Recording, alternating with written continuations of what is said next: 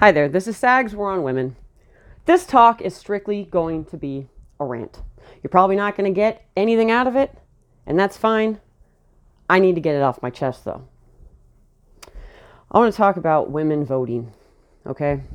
Now, when I first started doing this podcast, I put out an episode a long time ago about feminism and how I'm not so much against first wave feminism because it gave women the opportunity to own land and vote. And I own my property and I vote. That might not be the best idea on the planet.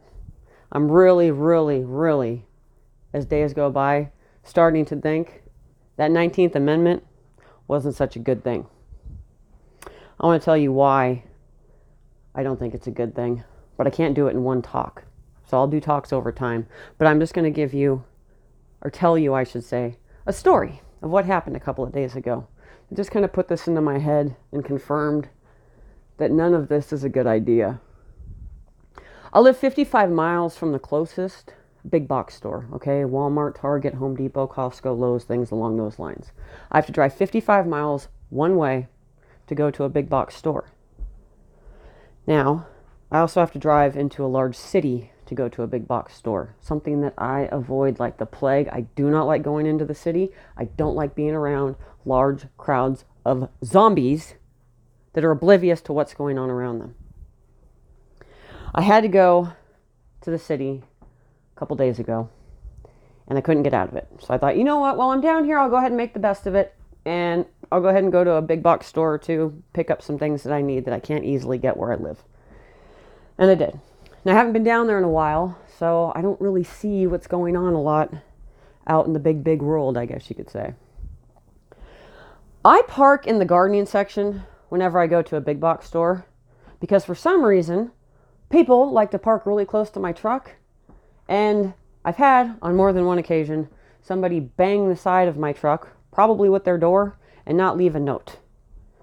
Because of this, I try to park as far away from other vehicles as possible. Usually the gardening section does keep me away from other cars. I check out at the gardening section because that's where my truck just so happens to be. At this one big box store that I go to, there are two women that work there. And I've got to know them over the years. I mean, I don't see them often, but when I go to the store, I see them because they work in the gardening department. And they're the ones who usually ring up my items. When I got there a couple days ago, there was only one woman there, and she was an older lady.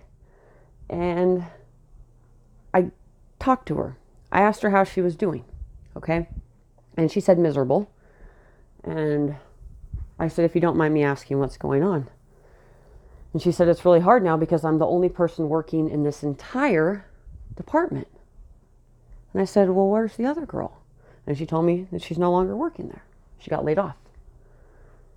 I said, what? She got laid off? Well, what's going on? And she said, well, it's that $15 an hour minimum wage, I should say. And she said, you didn't notice when you went through the front of the store that there's not very many check stands left? And I said, no, because I didn't go to the front of the store. I just went to the back. And she told me, well, there's only like 9 check stands in the entire store now. It's all self-checkout. Oh my God. And she's right. She's right. And this isn't just at this store. I mean, this is all the big box stores in the area. And I said, well, I mean, are you okay? Is this going to affect your job? And she said, I don't know. You know, I begged the company to hold on to me because I'm 63 and it's not going to be easy for me to find another job. This is the type of work, unfortunately, that I do. And if I try to work at another place, it's just going to be the same thing because they're all going to self-checkout. And yeah.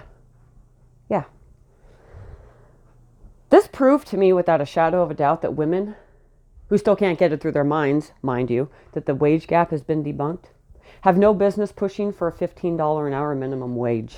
Now, I'm sure some of you are saying, no, things are so expensive. They're so expensive because of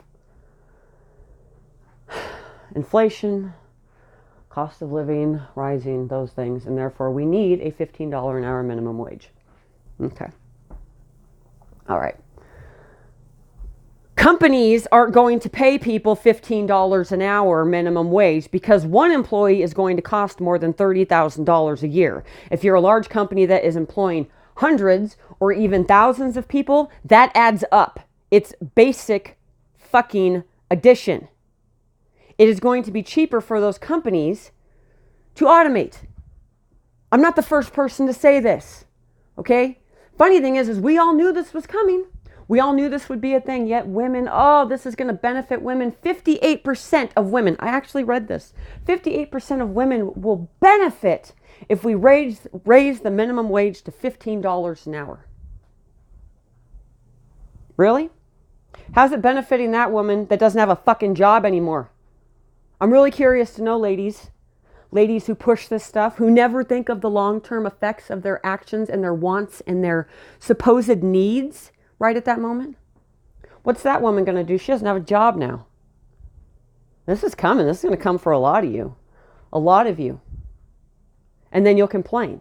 But instead of trying to do something better for yourselves, you'll want more. I want $20 an hour, $25 an hour, $15 or $50 an hour. It's never going to end. And now you won't have women working, or men. This affects men too, but since women don't want to hear about that, we'll just stick with the ladies on this one. She doesn't have a job. The woman I was talking to is worried she's going to lose her job. And now her workload, and I'm sorry, at 63 years old, it's not easy for her. Her workload has tripled because she's the only person in that department. Something that a lot of women would never realize because they're too busy when they're at a check stand sucking down frappuccinos and staring at their phones, never taking the time to engage with the person across the cash register from them to see how things affect everyday people, because women don't do that. They're only thinking about themselves. A lot of these women don't own businesses. See, this is a problem here too. You get a lot of women that don't own businesses and they just work part-time, and then they get bored and then they just start picking, what can I get? What can I get? I don't want to go work full-time, or I don't want to be a stay-at-home mom or anything like that. I just want to work part-time and still be able to kind of skim off the state or sell stupid-ass pictures on Instagram or whatever they're doing to make money. Welfare, WIC, I don't fucking know. I don't know. I don't care at this point. But they don't think about the long-term effects of their actions. Here's what topped it off, though. Here's what got me so fired up about it, and I'm sorry, I'm a little fiery right now. That same day when I got home, I had to talk to one of my subcontractors, okay? I don't know if I mentioned this earlier, but I'm sure I've mentioned this before. I'm a woman who does own a business, so I can tell you how the $15 an hour might affect a business. But I'll get into that another time. I was talking to a female business owner, and I was asking her how things were going, and she said, well, I'm having a really hard time hiring employees because everybody that comes in wants to start at $16 an hour. Now, mind you, in the state that I'm in, they haven't implemented the $15 an hour yet. It's climbing year by year, but it's going to get there, and a lot of companies are, preparing for that. I said, well, they want to start $16 an hour. I don't think that's really unreasonable, being that it's a very specific type of job and they have to have some experience before they come in. I mean, having them ask for more than $1 above the preset minimum wage that's coming doesn't seem unreasonable to me. She freaked out. She didn't like that. She didn't like hearing that. Funny thing, she's a liberal feminist. It's okay for me to make sure that laws like this get passed. Let's throw these bills, push them through. But once it affects me, it's a problem. Again, not thinking of the long term. Not thinking of how this was going to affect anybody, including herself. See, and this will affect female business owners too, not just the men. Should I say she's an evil capitalist because she complained about paying someone $16 an hour? No. Again, I don't think this has anything to do with evil capitalism. It's basic math. Add it up. If you're a small business owner, $15 an hour, even if you employ 2 people, 1 person, add it up. It's going to cost a lot of money because you don't just pay that person. See, that's the problem. A lot of these women don't take economics. You don't just pay that person an hourly rate. You have workman's comp, you have business insurance. You have to provide health insurance for some employees if they're full-time. You have to match their Social Security. Yeah. If they have some type of retirement plan and you're a big company, you have to match them 401k, percentage to percentage. A lot of women don't know this shit. And they're the ones who are letting things like this be pushed through. Not letting them, I'm sorry. They're the ones demanding things like this be pushed through. So I just want to throw that out there. You ladies are all about empowering each other and lifting each other up. You don't even talk to each other. You don't say a fucking word to a woman that you don't know because you think that she's below you because she's working at a cash register. But you assume you're going to do the right thing by her, even though I don't know her or her situation. I'm going to make sure she gets $15 an hour. Well, guess what? She doesn't have a fucking job now. She doesn't have a job. But that's okay because you felt good making sure that this got passed because, again, we have to worry about benefiting women all of the time. So that's all I got to say. If women cannot think of the long-term repercussions of their actions, they should not have the right to vote. I myself, as a woman who owns property outright, I don't even have a mortgage, who owns a business, and who votes, I'm about ready to just give it all up and give it back to the men. We wouldn't be in this position if we didn't have the vote to begin with. And that's that. If you enjoyed this, please be sure to like this channel, subscribe to it, and share it with your friends. I'm Sag Novotny, and this is my war on women.